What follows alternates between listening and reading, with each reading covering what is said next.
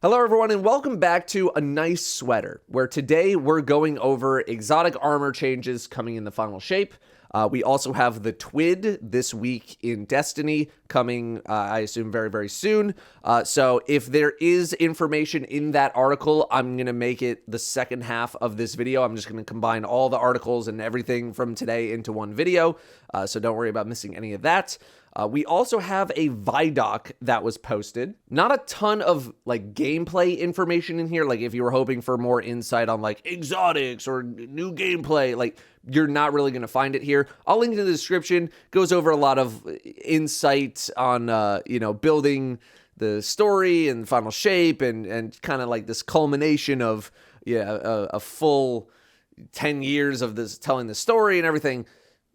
You'll see what I mean if you go watch it, but in terms of information, not a whole lot there. So this article, not nearly as intense as the ability tuning article from yesterday. In fact, half, if not more, of the changes in this article are related to prismatic and bungie tuning exotics so that they are more usable with prismatic, because prismatic has multiple elements. I mean, I'm just going to read literally what they say right here. Existing armor and mods were released in a world where each subclass only had a single element. That's not going to be the case in final shape, so we had to go through a bunch of exotics to make them work with prismatic. For example, Titan exotic Hoarfrost Z will require a stasis super to be equipped rather than a full stasis subclass, and they've updated the description of harmonic mods. So basically, they're just like, okay, a lot of exotics that are specifically only for one subclass that have elements from them in prismatic, we want you to be able to use those exotics with prismatic. So we're making some changes so that you can do that. So you're going to see a lot of switching from like arc subclass to arc super or arc grenade or stuff like that. So as a result, I've already skimmed the article. There's only like 2, maybe 3 things that I'm really going to have an opinion on. Most of this is just kind of just information that I'm going to be giving to you. So if you just want to go read it yourself, I always link all of my sources in the description for stuff like this. I'm not going to make you sit through however long it takes me to read this article. But if you just want to listen along, then all right, let's go. Triton Vice. For hunters, this is like the glaive exotic. No longer requires a glaive that matches your subclass to trigger its extra detonations.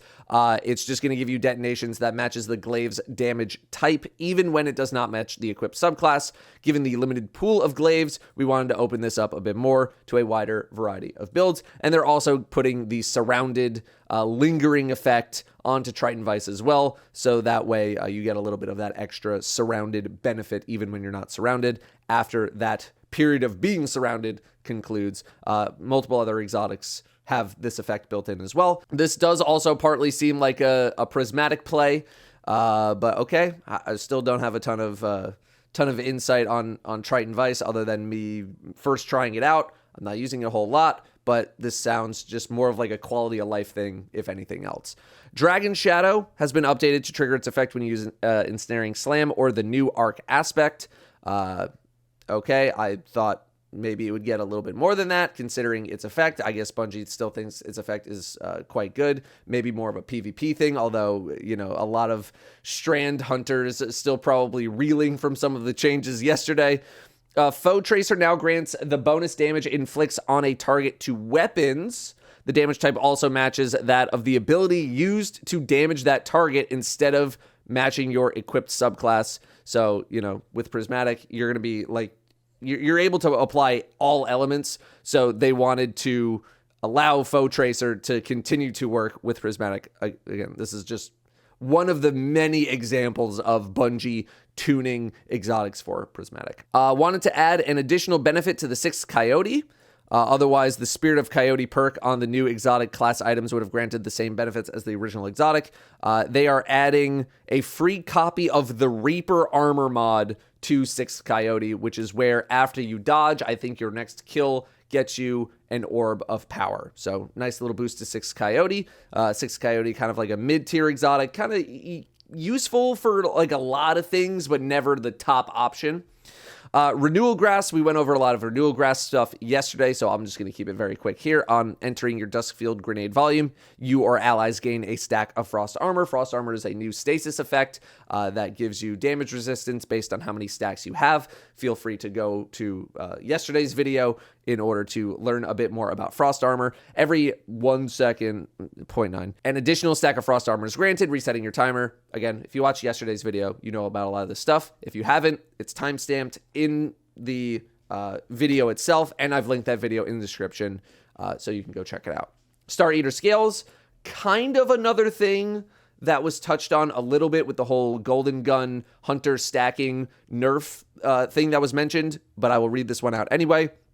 Star Eater Scales have always been a strong exotic, but after the Lightfall changes to armor mods, orbs of power are much easier to come by. Want to adjust Star Eater Scales to balance the effort required to gain its powerful effects, increase the orbs of power required to grant maximum benefits from 4 to 6, reduced the super energy gained per orb of power when the Golden Gun is equipped from 2% down to 0.5%. Again, a lot of this insight is in yesterday's video, but essentially Bungie wanted to nerf the strategy of stacking 6 or 5, most of the time it's 6 Golden Gun Hunters, all with marksmen, all feeding each other orbs after shooting a boss 3 times, and just continuing to chain Golden Guns for a really, really, really long time. Bungie does not want that to be really an effective strategy anymore. I don't know how dead it's going to be. It seems like maybe you can get 1 cycle of Golden Guns off and like you'll get pretty close to your next set. But from the feedback that I have been seeing and reading, it does seem like this strategy, if it's not dead, it's taken a massive, massive blow to its potency. Titan. We have updated Ursa Furiosa to improve the new Void aspect Unbreakable, which is where you can hold your grenade to get that shield, in addition to its previous effects. Now provides increased movement speed while guarding with Unbreakable. All right. Now grants super energy for guarding with Unbreakable. There we go. That's what I'm talking about. This energy scales based on the amount of incoming damage the shield absorbs. For those who have forgotten what Ursa Furiosa does, it gives you super energy based on using Banner Shield, which is the other form of the Titan Void Super, where you can block a whole bunch of damage coming in and buff your teammates behind you. I went on a whole like spiel about War to Dawn yesterday. When it comes to Banner Shield specifically, it has not seen a lot of use in quite a long time. It's not been a part of the mainstream for a very long time. It depends on how much super energy you get. Like if you're really good at it and you're getting huge chunks, okay, I'm not sure. Because then you have to use Banner Shield, right? Otherwise you're only getting like, I mean, I guess you don't have to, but then you're just only getting like half of the exotic's potency, which is kind of like, are you really going to use Ursa Furiosa just to get super energy for guarding with Unbreakable? Like, I don't know. Maybe Unbreakable's like insanely busted and it's like super worth it. I'm not sure yet. Eternal Warrior no longer requires an arc subclass for arc final blows to grant its escalating arc weapon damage bonus. Its behavior with Fists of Havoc is unchanged, another prismatic change. Like 6 Coyote, Armamentarium was gifted firepower armor mod because it's like, oh, it's grenade, so it's giving you the grenade mod. Okay, I mean, Armamentarium, kind of like the same thing as 6 Coyote. It's just one of those middle of the road things. It's not going to be bad for you, but there are definitely better options outside of maybe hyper specific setups. Khepri's Horn was feeling lackluster in many situations. You think? So we increased the potency of its Solar Blast, 100% increased damage. Solar Blast now scorches each time it hits a target instead of only once, and now benefits from Ember of Eruption and Ashes, plus 30 Scorch in PvE and 15 in PvP. Okay, now we're cooking a bit more because the Solar Blast, I think right now does 60 Scorch. So if you're able to hit a target multiple times, it seems like you'll be able to get an ignition from Khepri's Horn now, which feeds into the Solar subclass quite a lot. I'm not going to say like, okay, Khepri's Horn's on the menu now, but I'm going to at least look at it. I'm expecting some sort of meme builds with Khepri's Horn, especially with Prismatic. There's got to be some potency with Prismatic there. Okay, finally, Khepri's Horn. Like, I don't think you can give this thing enough, honestly. Heart of Inmost Light's buffs in the HUD could easily crowd out all other important information. Dude, it's like 3 buffs if you get it rolling.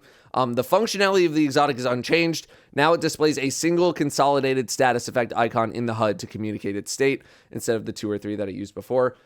Buff real estate, so expensive. Like, it's so important, and having Heart of Inmost Light take up 3 of your 4 slots, that would have just been a no-no. So, okay. Good change. Syntheseps is an exotic about being in the thick of a group of enemies. Its effects are potent to offset the inherent danger of being surrounded.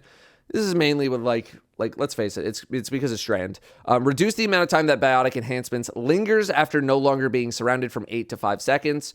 This duration is now visible as a timer on the buff. That's fine. No big deal. Severance Enclosure is a particularly noisy exotic when it comes to its effects, blasting enemies around the battlefield. We want to alleviate some of the noise and awkwardness around the explosions to better bring them in line with our other area effects on exotics. Its explosions now require line of sight to damage enemies. We also reduce the knockback intensity of these explosions, which will now launch enemies more consistently vertically. Yeah, some of these enemies get really knocked around by Severance Enclosure. I had a friend using Severance Enclosure for a couple runs in Onslaught, and I used it myself once, and these enemies would just sometimes go all over the place. So it was funny, but it also got kind of annoying sometimes, so I'm okay with that. Now we're moving to Warlock, and Mantle of Battle Harmony. This is one of the few that I was like, okay, what's happening here? Now grants super energy ranging between 1.5 and 4.5%, depending on the target type killed. We've seen this change across a few things recently. The bigger thing is removed the 2-second cooldown for the perk's activation. So there's an internal cooldown on how often you can get super energy.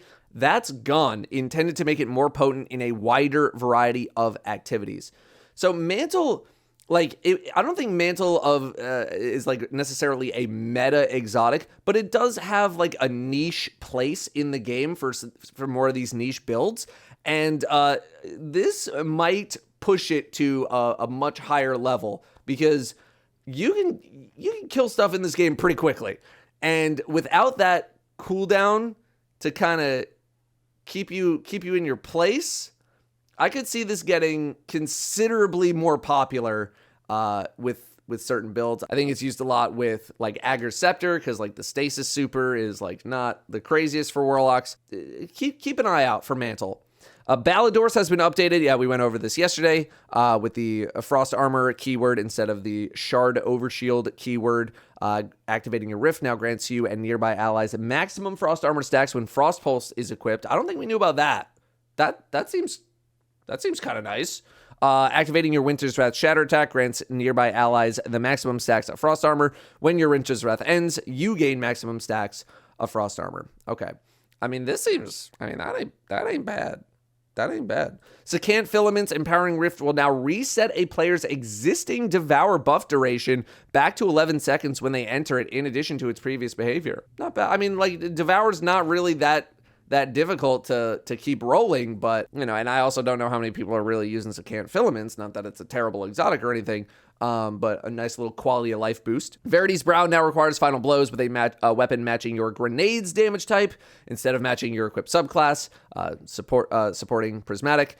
Sun Bracers, something that is getting a bit of a nerf here, has seen quite a bit of time in the sun this season. We wanted to bring down some of its extreme potency and crowd control while also tackling the visual noise it produces on the battlefield. Yeah, it's basically impossible to see, but we didn't want to remove its core identity of blanketing the battlefield in solar light. So they reduced the increased solar grenade duration from 4 to 2 seconds and reduced its grenade recharge rate to allow for a maximum of 4 grenades while its effect is active, down from 5. Understandable. Do I think this absolutely nerfs the crap out of it to the point where it is unusable? No, I do not. It's just bringing it down a bit more in line. I still think Sun Bracers are going to be quite good, just not as insane as they are. This next one's Cenotaph, very, very powerful in endgame content. A lot of teams stacking multiple Warlocks with Cenotaph to essentially never run out of heavy ammo. ever, resulted in far more heavy ammo than was healthy for the sandbox when using multiple warlocks. It also pushed fire teams into all using the same build, which is more reductive than we would like. Multiple players using Cenotaph Mask can no longer trigger its effect using a single enemy target. I accept that. Cenotaph's target lock visual marker is now hidden for the exotic's wearer and only applies to the wearer's allies. Why? I like seeing the marker. I like to know what's tagged. Like, why is that information being taken away? I don't like that. I want to know, like, what is and is not tagged. Like, why is that information hidden you're just like, I don't know about that one. Powered melee and armor effects. The term powered melee was always intended to mean spending a melee charge. I think that's been pretty clear. However, subclass elements like combination blow or knockout would allow players to circumvent this cost. This makes it difficult to balance the potency of effects that require a powered melee, especially across all classes and subclasses. We want to standardize this better across the sandbox. We are starting by updating Severance Enclosure and Assassin's Cowl to only trigger their effects when players spend a melee charge or use a finisher to get a final blow. We plan on rolling out this type of change to more content that triggers powered melee in future updates. I didn't know they felt that strongly about powered melee. Off the top of my head, I don't think I can give a huge amount of insight to this one. I would need to go in and like dig into the archives of like, okay, what builds am I using that require power melee, this. Not something I was particularly expecting. Didn't feel like something that was super urgent, but if you say so, like, okay. Exotic Artifice Upgrades. I loved reading this title, and then I saw what you had to do, and I got a bit more sad. Even if you spent the time to get that 100 Artifice armor for your build, one piece was always left out. With the release of Final Shape, Exotic Armor will now be able to access the unique mod slot and free stat mods of Artifice armor. Exotics are getting Artifice slot. How do you get it? It comes at the cost of an Exotic Cipher and 10,000 Glimmer. It can be upgraded after it's been fully mastered, giving an Artifice slot. Exotic Cipher! Ugh. I'm sorry. I'm just like not a fan of ciphers. I have a stack of 5. They've just been sitting in my inventory. They're finally going to get used when Final Shape comes out because of the exotic armor changes coming to Master Rahul. But I gotta use a cipher to Artifice. Dude, I would rather spend 10 Ascendant shards to be able to upgrade my exotic to Artifice than an exotic cipher. Oh, I mean, it's like the monkey's paw, bro. It's like, I wish I could upgrade my exotics to have Artifice slot. It's like, granted, you have to use an exotic cipher.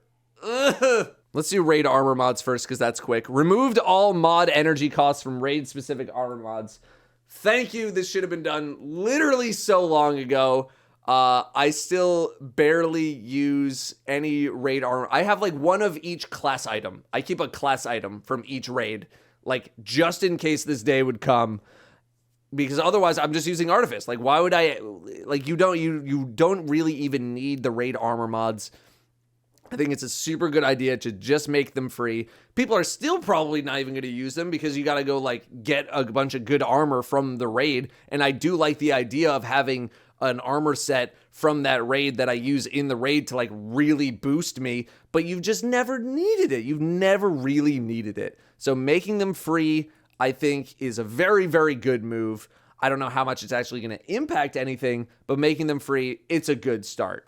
Let's go ammo finder update, and then the tweet has come out, and I'm going to read it, and apparently it's quite long, and then I'm going to record part 2 of this video. In the live game now, heavy and special ammo finder mods reset their progress towards an ammo brick whenever you die. This leads to players receiving less ammo in harder difficulty activities, especially if they are playing right on the edge of their skill level. In fact, if you were unlucky enough with your timer, with the timing of your character dying, it was possible to never get any finder bricks at all. We wanted to make ammo finders more predictable for all players across all activities, so special and heavy ammo finder mods will persist their progress towards an ammo brick through death. I don't historically have a ton of issue with ammo nowadays, at least in group content, due to the like plethora of options available to you. Cenotaph, finishers, Aeons, whatever else there is going on. But I'm not going to be like, oh, boo. more ammo across the game during inconvenient time. Like, I'm okay with that. Because of this change, we have disabled ammo finder mods in Crucible, and player kills will no longer grant ammo finder progress in Gambit. We also found this change dramatically increased the amount of ammo players would receive on average. So we have increased the kill requirements for both special and heavy ammo finders by 20% for Guardians in a fire team. Solo Guardians, however, they have no one to res. No one to res them when they die. So that is unchanged. Okay. So 20% more kills required. This is one of those things that when you read it on paper, it's kind of like, oh my God, 20% more kills to get a brick. Ugh. But then once it actually shows up in game, it's like unnoticeable or like it's not a big deal at all. So I'm gonna hold off judgment there for now. I suppose if you're like really good at the game and you never die and you're getting bricks constantly, you might feel this 20%. There's probably about 4 of those people in the world. So I want to see in practice how this is before I come to any kind of conclusions. But I will be keeping an eye out for this. Before we go to the other article, though, there has been already some feedback on how Lucky Pants, not mentioned at all. And Lucky Pants, for those not really in the loop, have grown quite significantly in popularity recently, especially thanks to Warden's Law, which is that 2-burst hand cannon that can roll with 4th times a charm and Vorpal weapon, making it a very, very strong, legendary option for hunters for dealing damage.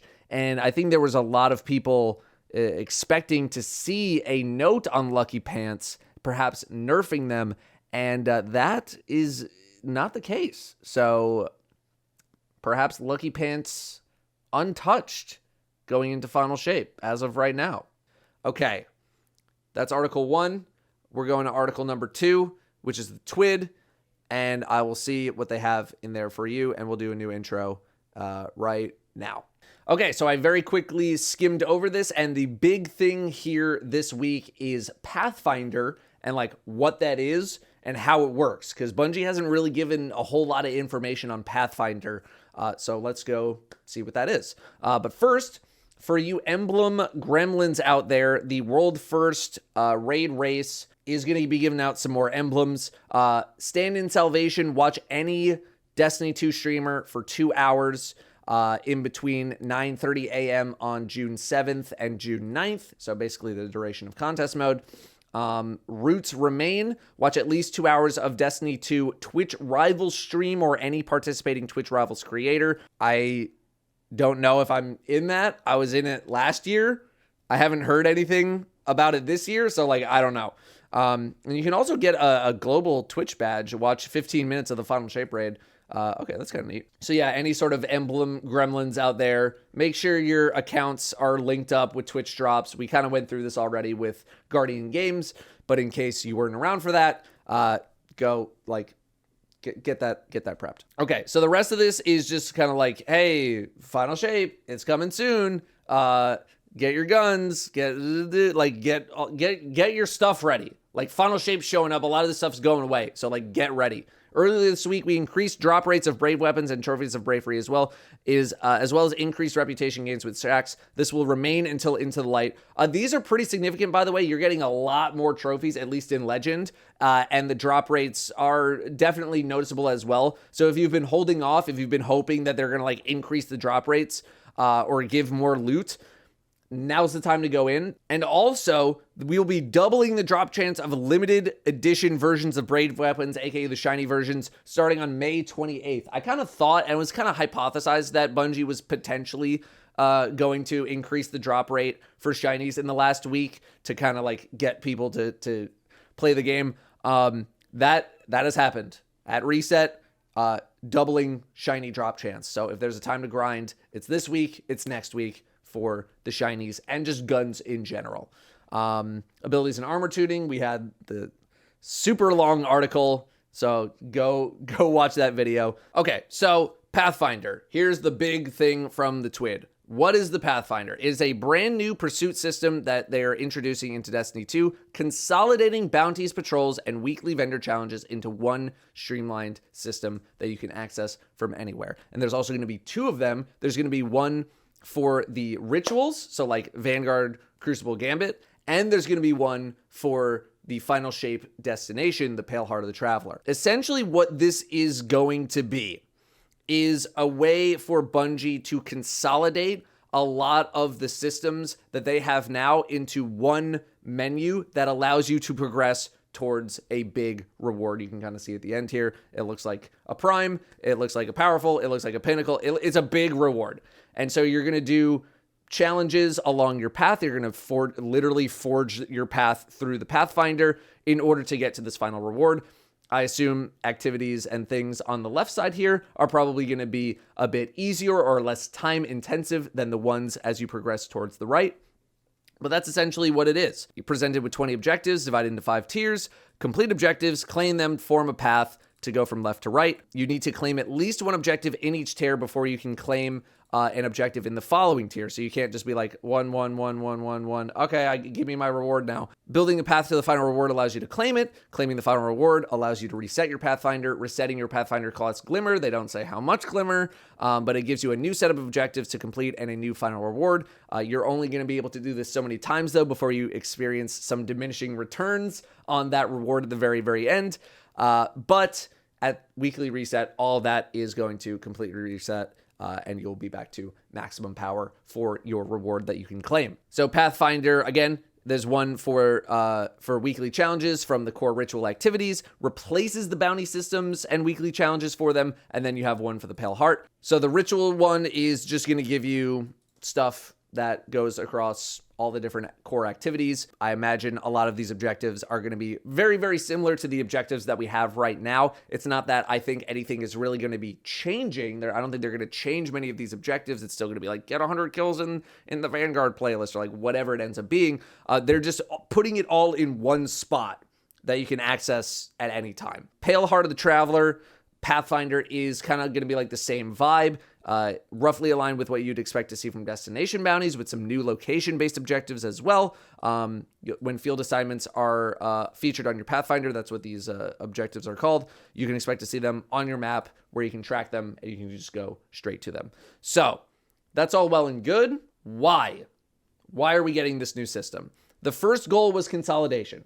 Bungie has been putting a ton of different reward sites and resources into the game over the years, and they were like, it's getting to be too much. It's too much for people. It makes it difficult for people, experienced or not, to understand what they can be doing at any given point in time. They want to build one system that you can just, everything is under this one menu, and that's it. And you don't have to worry about ping-ponging around to a bunch of different vendors, picking up bounties and keeping track mentally of like, oh, did I do their weekly? How many bounties do I need for this weekly? It's just all in an effort to consolidate a lot of things and make it easier to read. The second goal was to give players a bit more agency. Now, I would argue that Bungie kind of already did this, right? They changed it quite recently within, the span of the game, where if you want to get all of your core ritual weekly rewards from one specific place, you could just go grind the Vanguard playlist. You could just go grind the Crucible playlist and get all of those rewards. They're still letting you kind of do that by like ping-ponging around to all these different I'm going to make this picture bigger, don't worry. But like, as you can see, this first this column on the left, it seems like you can kind of do anything, but then as you filter down, you're going to be pushed more towards a specific activity that you need to do. So that's why charting out your Pathfinder is going to be somewhat important to optimize how you like to play the game. Because like, I'm looking at this chart here, this fourth column is Crucible Gambit, right? And there are going to be some people out there that do not like that. A lot of times Bungie, I think there was something down here, Guardians will be challenged to engage with a particular activity, mode, or playstyle to acquire more rewards. A lot of people view the word challenged as forced. And if there's one thing that the Destiny community does not like to do, it does not like to be forced into certain activities that they do not want to do. So I'm interested to see the feedback from the overall player base on something like this. Now, I could be interpreting this incorrectly, and maybe there's something else kind of going on, but I'm hesitant to say like it's a complete win, because like I get it, I understand like the spirit of what's happening with Pathfinder, but there's going to be a lot of like Vanguard only gamers out there that I think might get a little annoyed that their path to loot has been interrupted because they need to go summon 3 primevals. Bungie goes on to say, we want Guardians to feel ownership over their engagement with these systems with the ability to chart a course that matches the goal of their play session. So yeah, that's, literally Pathfinder, you need to find your path through and target what things that you want to do in order to get your loot. Third goal was making decisions matter a bit more. Again, I respect it, right? I understand the vision. I see the vision, right? Making decisions matter more. Our current pursuit systems consist of largely disconnected individual objectives with no effects on each other. A Guardian's decisions regarding these objectives are limited to doing or not doing a particular objective, and then spending Glimmer to reroll bounties they don't like. Pathfinder's path-based system incentivizes Guardians to complete objectives that may otherwise be out of their comfort zone to achieve a more direct path to their final reward. People are not going to be reacting to this as like, oh, finally, I'm being challenged in a way to push me out of my comfort zone. They're more just going to be like, man, I don't want to go play Crucible, dude. So again, I see the vision. I respect the vision. I respect the philosophy. Some other people, they're not going to be as respectful, I think. They're not going to see the vision. Finally, the fourth goal was to reduce barriers because as much time, let's face it, as much of our time is spent between destinations, trying to prep to play the game, fly to the tower, go to the helm, go to Europa, bounties. Where instead, you're with Pathfinder, you already have everything that you need. It's in the menu. You can access it anytime. You don't need to be flying around. Yo, but Datto, you can get bounties on your phone. Miss me getting bounties on my phone, bro. I'm not doing that. With Pathfinder, you have all your stuff there. So I think I gave all of the feedback that I could give just from text. I think some people are going to be apprehensive about this, about being forced into activities that they maybe don't want to play, because sometimes you're going to get hit with the Crucible Gambit, right? It's just going to happen sometimes. We'll see how players react. Historically, it's been a pretty poor reaction. So we'll see. Again, I like the concept. I like the convenience factor. We'll see how the rest of the community accepts it when we actually get to experience it. Let's talk about rewards here. This one is for the destination Pathfinder. So this specific one is for the Pale Heart of the Traveler. First path completion, redacted exotic, powerful tier 3, 1 rank of vendor reputation and 25,000 XP. Second path, another redacted exotic, not as powerful of an engram, not as much rep, still the same amount of XP. Third time through, you get an engram, no exotic, vendor rep, XP, and then repeatable, you're just getting an engram, not as much. So you can see those diminishing returns. Like first 3, pretty meaty. After that, it's not going to be that potent. And the same thing kind of goes for the rituals as well. First 3 completions, you're getting a Prime, you're getting a Prism, you're getting 150 Bright Dust, 25,000 XP. Next 7 completions, you're getting a Prism, 150 Dust, 4,000 XP. And then you're just hitting Cores, 30 Dust, and 4,000 XP after your first 10 per week. So again, those diminishing returns really coming in to make it so you don't feel like you need to just power grind this in order to maximize your bonuses. Bungie also gives some examples of what you're going to be potentially seeing in the Pathfinder for the destination. So you have like calibrations, which are kind of like the low end, field assignments are kind of the mid tier, and then ventures are the higher tier. And by that, I mean like how much effort it looks like you're going to have to actually put in to complete that activity. So calibrations directly replace bounties. Field assignments, you got to go to somewhere on the Pale Heart and do some kind of an encounter. And then ventures is like destination focused activities and objectives, as Bungie says. So you can expect to see probably a good amount of calibrations, a few field assignments, and then they only said there's only 2 per the Pale Heart Pathfinder, only appear in the tier before the final reward as well. So that's just kind of getting you prepped for like the kind of stuff that you're going to have to do, but it's not too out of line with what we do right now. It's just labeled a little bit differently. The rest of the TWID is just a bunch of like UI updates and smaller updates here. For example, Private matches. We've also redesigned the private match screen for both Crucible and Gambit to allow for greater ease of use and more customizable options that will give players some rewards. We hope you like them. Okay. Use your legendary shards. We talked about this in my how to prep video. If you want to know how to use your legendary shards before the final shape, go watch that prep video. I go into like the 1 or 2 ways that are really left to use your legendary shards. And then we have the quest tab. Here's some other stuff. Starting June 4th, players will be able to set any quest category on the left column as the default when you enter the quest tab. You can see like the little star right here. All milestones will now show up on the quest tab, although they will not count against the total amount of quests and bounties that a player can hold in their inventory. That's still not getting changed at all. It's still going to be 63. For players who want to keep everything more organized, we have also updated the quest tab so that tracking quests in individual categories will now bring them to the front of the sort order in the quest tab. And last but not least, if you hover over a quest in the quest tab, it will let you know when you can launch it directly from the details screen. So now it's more straightforward to get from checking it to playing it. I don't think many people know that you can launch a lot of things directly from their quests. A lot of people are just so used to going back to the destination menu and finding their destination with the little icon on the screen. You can launch a lot of things from those quests directly. Maybe like, I would say the newer you are, the more you are likely to know that. I actually didn't know that for a very long time. I think that's about everything. Then we go over Pantheon. Here's a bunch of lore stuff if you want to read about Pantheon. And then, yeah, that's about it. So those are both of your articles for today. Nothing too crazy, nothing to get into much of a frenzy about, save for like a couple of things with exotics, just kind of like a heavy news day. Pathfinder looks kind of neat. I am interested to see community feedback to that, though, because any sort of resistance that people face in this game, Bungie's been trying to tear down a lot of those walls, and like 1 or 2 have been placed back in. So I'm interested to see the feedback on that. But I'm going to head out now because this has probably been a long video. Thank you very much for watching. I will see you next time.